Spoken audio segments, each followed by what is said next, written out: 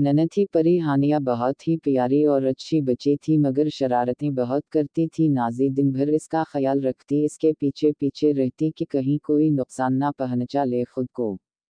हानिया हानिया अपने खिलौने समेट कर रख दो, कहाँ घूम रही हो। हानिया ये किया सारा पानी गिरा दिया। हानिया अब ये किया सालन में हाथ क्यों डाला। हानिया तुम तो सो रही थी, बाहर कब गई। हानिया अब अगर मोबाइल को हाथ लगाया तो मैं नाराज हो जाऊंगी।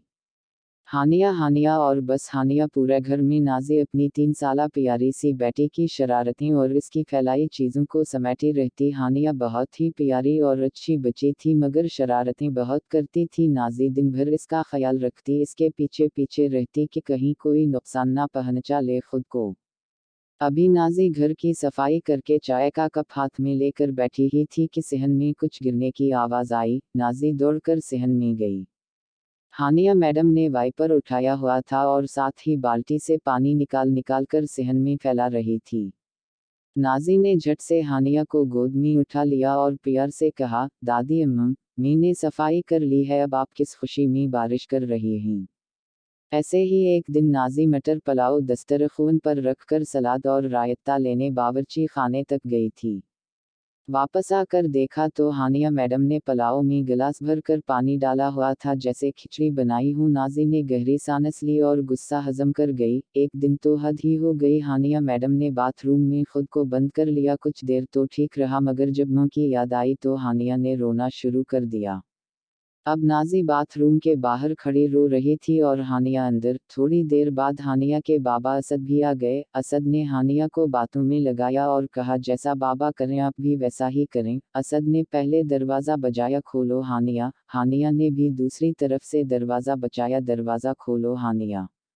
असद खुश हो गया, काम बन गया। असद ने फिर कहा, मैं कुंडी खोलता हूँ। हानिया ने भी यही अल्फाज धराए। असद ने कुंडी को आगे पीछे किया और कहा, मैंने कुंडी खोल दी। हानिया ने जब यही अमल धराया तो वाकई कुंडी खुल गई। यूं नाज़ी की जान में जान आई।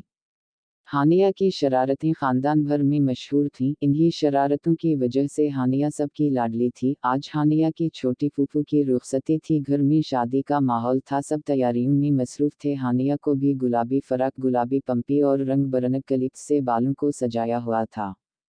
नाज़ी ने भी खूब तैयारी की हुई थी। अब वो हानिया को मेहमानों के सुपुर्द करके खुद ज़रा मेकअप करने चली गई। हानिया भी मज़े से अपने मामू और चचाओं के साथ घूम रही थी। बारात भी आ गई थी। मेहमानों का इस्तकबाल नाज़ी ने खूब दिल से किया।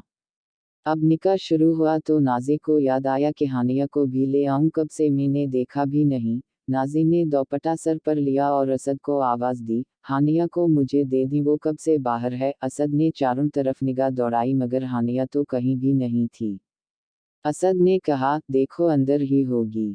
नाज़ी ने कहा, नहीं, वो अपने चाचों के पास थी, आप पूछें, इन्हीं के पास होगी। असद ने नाज़ी को अंदर जाने का कहा और खुद हानिया को तलाश करने लगा। कुछ देर बाद निकाह भी हो गया। अब रुखसती की बारी थी। असद ने बहन को मोहब्बत से रुखसत किया, मगर हानिया अब तक लापता थी। जब सब मेहमान जा चुके तो नाज़ी ने असद की तरफ देखा, हानिया कहाँ है। अब असद का ज़ब्त टूट चुका था। रात के 12 बज रहे थे। नन्ही परी हानिया का कुछ पता नहीं था। पूरा घर देख लिया, मोहल्ले में भी पूछा, मगर कुछ पता नहीं चला।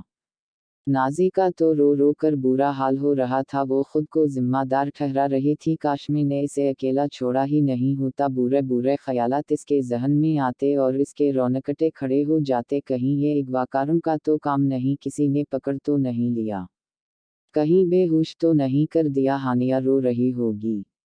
उसी दर्द और अजियत में रात के 2 बज गए। असद ने बाइक की चाबी उठाई और कहा, मैं थाने जा रहा हूँ FIR करवाने। बस अब चारों तरफ अंधेरा छा रहा था। नाज़ी जाए नमाज पर बैठी फूट फूट कर रो रही थी। तभी टेबल के नीचे से नन्ही सी आवाज़ आई, ममा ममा। हानिया आंखों को मुसलती हुई मुंह की गोद में बैठ गई। इस वक्त अक्सर हानिया भूख से जाग जाती थी। ममा नाना थाऊंगी। इस आवाज़ ने घर वालों के चेहरे चमका दिए। सब जोर से हंसने लगे। असद ने हानिया को गोद में उठा लिया। मैडम, आपकी आज की शरारत ने तो हमारी जान ही निकाल दी थी। कोई टेबल के नीचे भी सोता है क्या। नाज़ी ने शक्र का सजदा किया और सोचने लगी, जिन माँओं के बच्चे सच में गम हो जाते हैं या अगवा होते हैं, इन माँओं पर क्या क़यामत टूटती होगी। अल्लाह सब के बच्चों की हिफाजत करे, आमीन।